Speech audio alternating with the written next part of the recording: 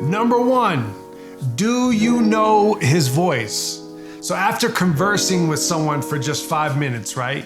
You may be able to recognize their voice over the phone a week later, maybe. But a month later, you probably would not know the voice on the other side. Now, if you talk to that person every week or every day, you would immediately know their voice, even if they were trying to impersonate someone else.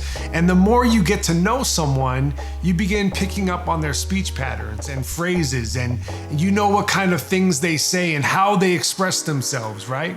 You can even tell when something is wrong, as people don't always sound like themselves.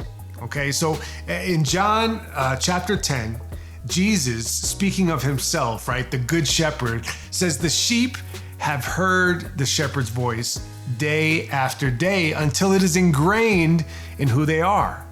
And if anyone comes dressed like a shepherd but doesn't sound like him, they will not follow.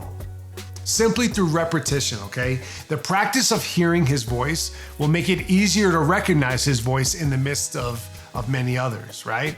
So another way that we can be deceived from recognizing his voice is not knowing the things he says, the kind of things he says, right? God's voice will always line up with scripture from a new covenant viewpoint.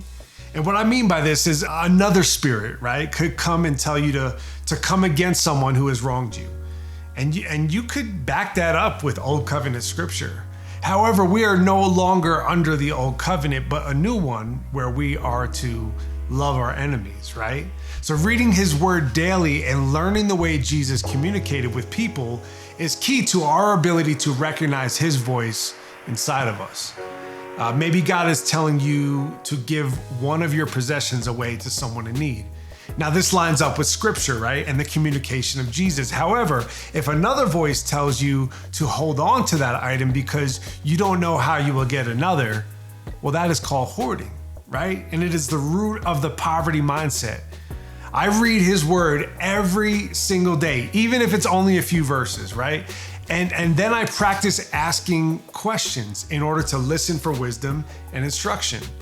Again, it's through repetition, right? The daily consumption that I'm able to recognize his voice more clearly. Now, as I walk in faith, I practice this by asking God questions, and then I write them down, right? I journal the first things that come up. As I ask these questions, I write down the first things that come up.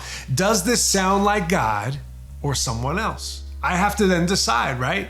So the idea of actually hearing God speak with you in conversation form, right? Like, does this sound crazy to you? Does it sound delusional? Does it sound unreasonable? Or does this kind of spiritual relationship make you excited to spend more time with him? I want you to really process these questions, okay? Does the idea of actually conversing with God, does that excite you or does that seem weird? Another follow-up question is sometimes God's voice can come through other people, right? Have you ever experienced this? Write down your experience, or maybe you have a desire for that.